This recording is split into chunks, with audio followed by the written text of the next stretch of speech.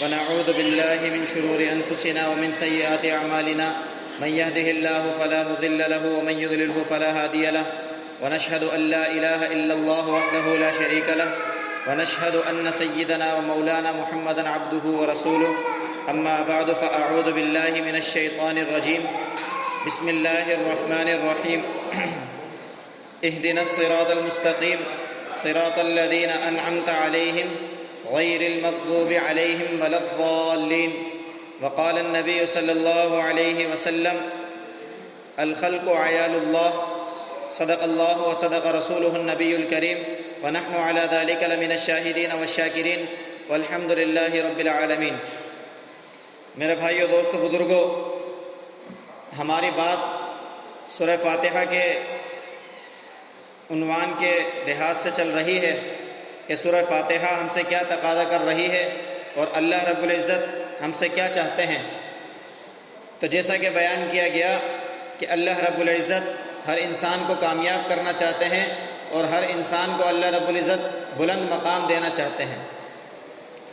یہی وجہ ہے کہ اللہ رب العزت ہر تلاوت کرنے والے جو سورہ فاتحہ کی تلاوت کرتا ہے، اور اسی طریقے سے اللہ رب العزت نے ہر نماز میں ہر رکعت کے اندر سورہ فاتحہ کا پڑھنا لازم قرار دیا۔ لا صلاۃ الا بفاتحۃ الکتاب، کہ جو شخص سورہ فاتحہ نہیں پڑھتا اس کی نماز ہی نہیں ہوتی۔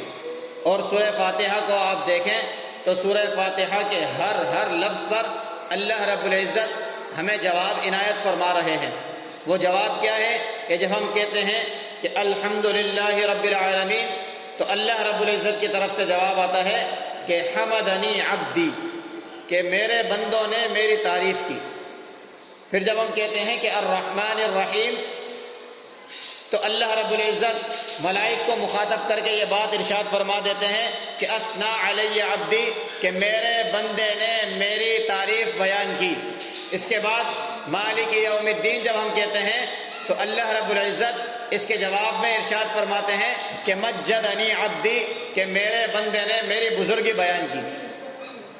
پھر جب ہم ایاک نعبد و ایاک نستعین کہتے ہیں تو اس کے جواب میں اللہ رب العزت ملائک کو مخاطب کر کے یہ بات ارشاد فرماتے ہیں اور گواہ بنا لیتے ہیں کہ ھذا بینی و بین عبدی، یہ جو بات کہی یہ میرے اور میرے بندے کے درمیان آدھی آدھی ہے، اور ولی عبدی ما سأل، اور میرے بندے کے لیے وہ کچھ ہے جو اس نے سوال کیا۔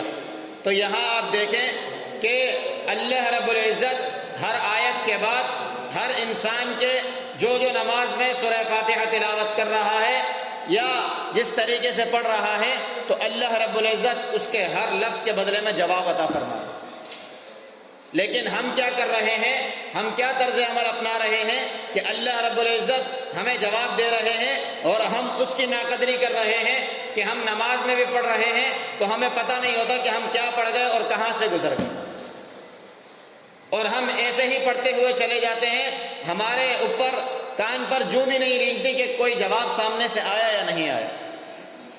تو بھائی دیکھیں کہ اللہ رب العزت قدردان ہیں، اور اللہ انہی لوگوں کے ساتھ یہ محبت اور فضیلت والا معاملہ کرتے ہیں جو اس کی قدر جانتے ہیں اور اس کی اہمیت کو جانتے ہیں اور جو خود قدردان ہوتے ہیں۔ ابن عربی رحمہ اللہ فرماتے ہیں کہ جب تک میں اللہ رب العزت کا جواب نہیں سن لیتا الحمدللہ رب العالمین کہنے کے بعد تو میں الرحمن الرحیم نہیں پڑھتا۔ یہ ان کا اللہ رب العزت سے تعلق تھا دنیا کے اندر کہ انہوں نے اپنا اور اللہ کا رب بہت مضبوط کیا ہوا تھا۔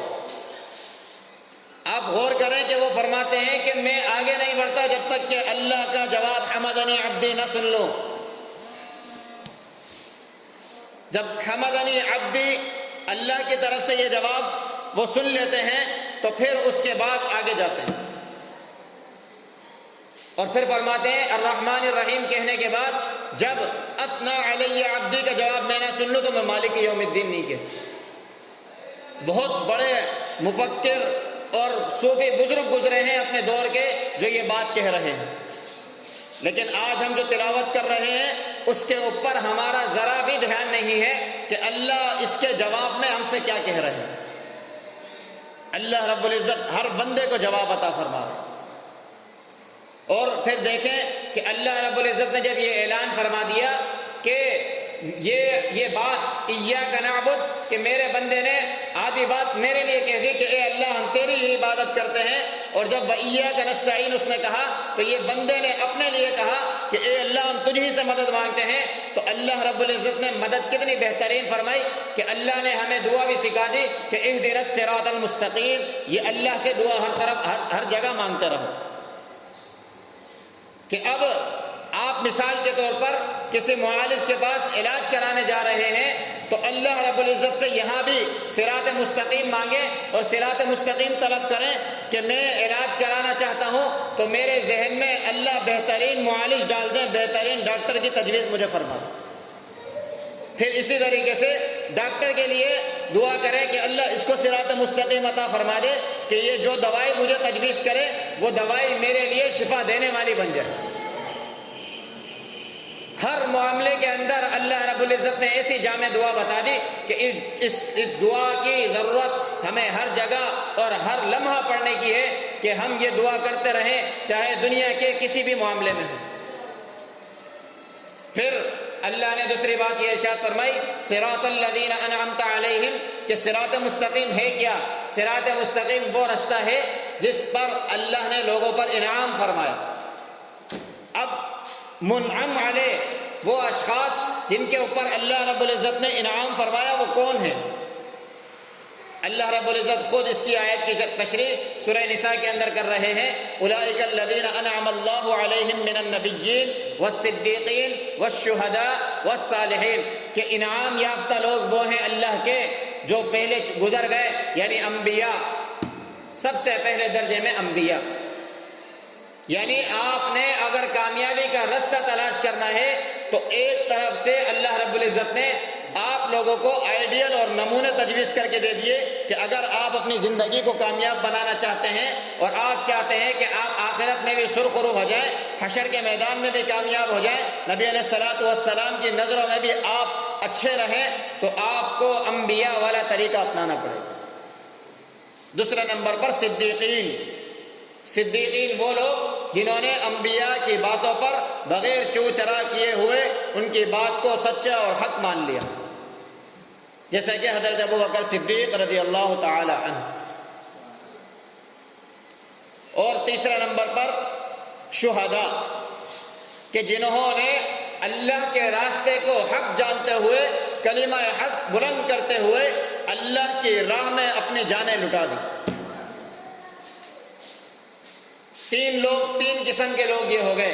پھر چوتھے نمبر پر والصالحین، کہ اللہ کے وہ نیک بندے جو اللہ کی کہی ہوئی اور نبی علیہ الصلوۃ والسلام کی بتائی ہوئی باتوں پر عمل کرنے والے ہیں۔ یہ چار راستے، یہ چار آئیڈیل، یہ چار نمونے آپ کو اللہ رب العزت نے بتا دیے کہ یہ لوگ منعم علیہ ہیں، کہ انعمت علیہم، کہ اللہ نے ان لوگوں پر انعام فرمایا۔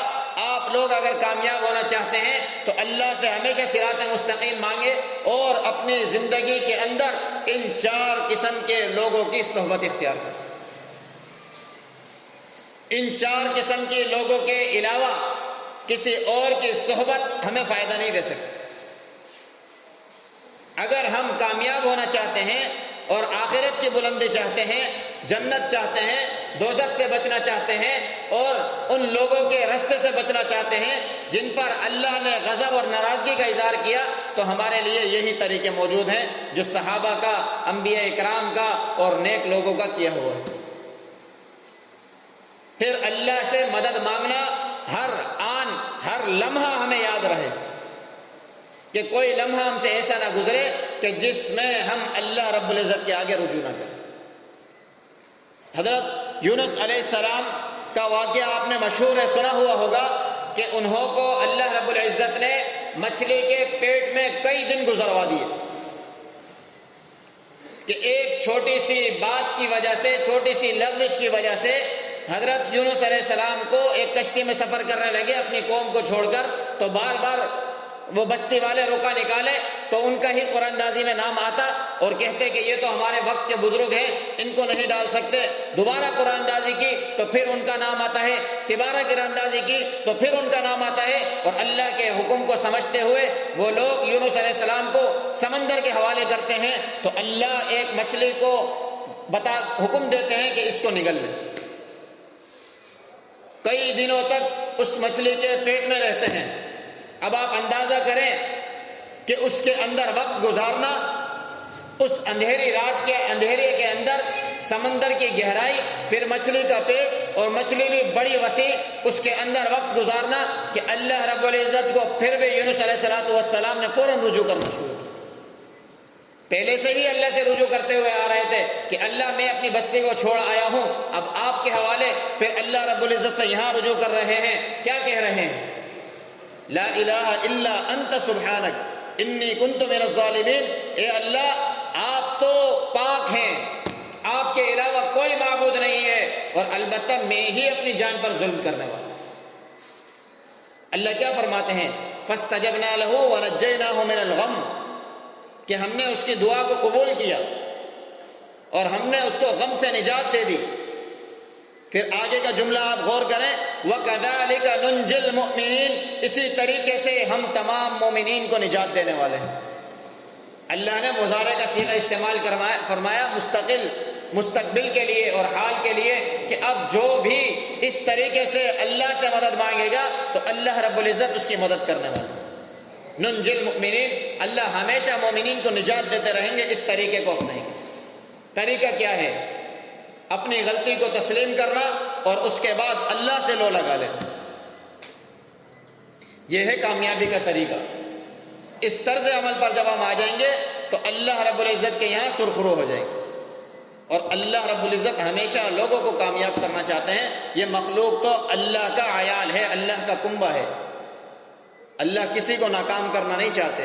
اسی لیے آپ دیکھیں نا کہ ایک نماز کے اندر اگر فرضوں کو بھی شمار کیا جائے تو کہیں 2 اور کہیں 4 اور کہیں 3 فرض ہیں، تو ہم کم از کم 2 مرتبہ تو سورہ فاتحہ ایک وقت میں پڑھ رہے ہیں اگر فرضوں کو بھی شمار کریں، اور 2 مرتبہ اس میں اللہ سے رجوع کر رہے ہیں، اللہ کے جواب اللہ کی طرف سے آ رہے ہیں، لیکن ہم توجہ نہیں کر رہے۔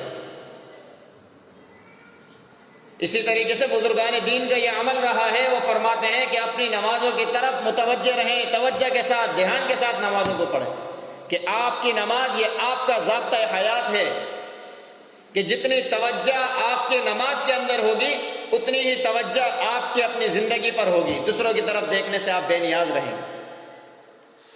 لیکن ہم اتنی بڑی بڑی فضیلتوں سے محروم ہو رہے ہیں۔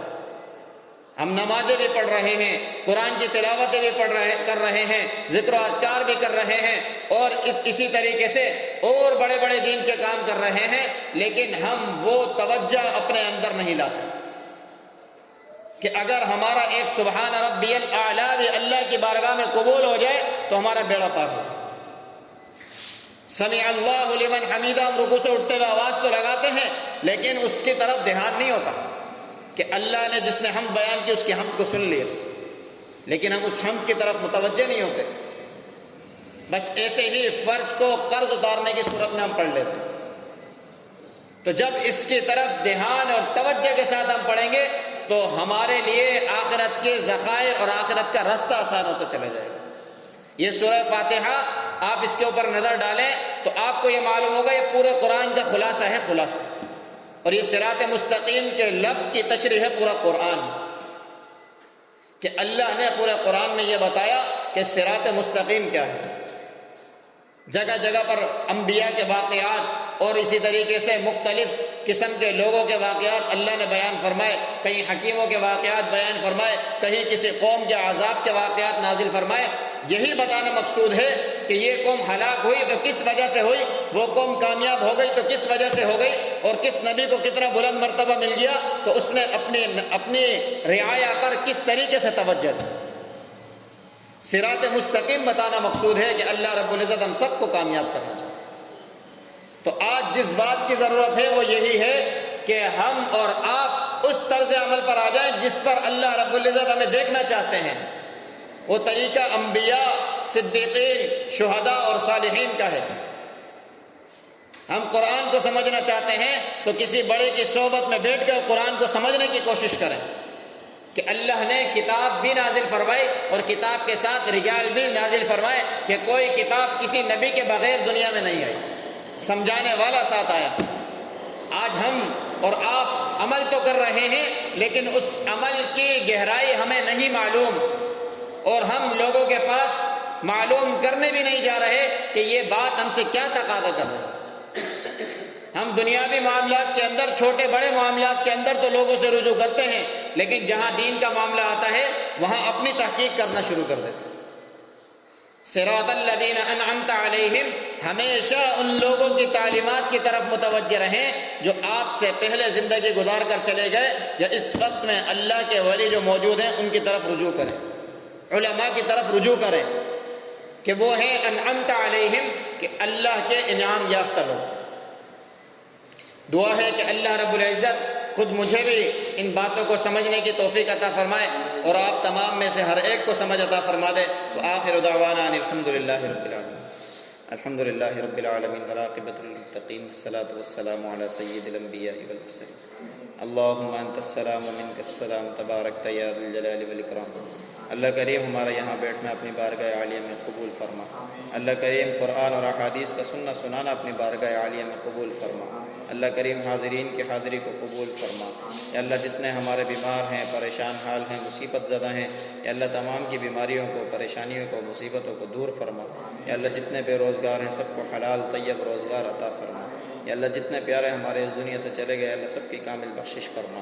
اللہم رب ارحمہما کما ربیانی صغیرا۔ صلی اللہ تعالی علی رسول خیر خلقہ محمد وعلی آلہ واصحابہ اجمعین، آمین برحمتک۔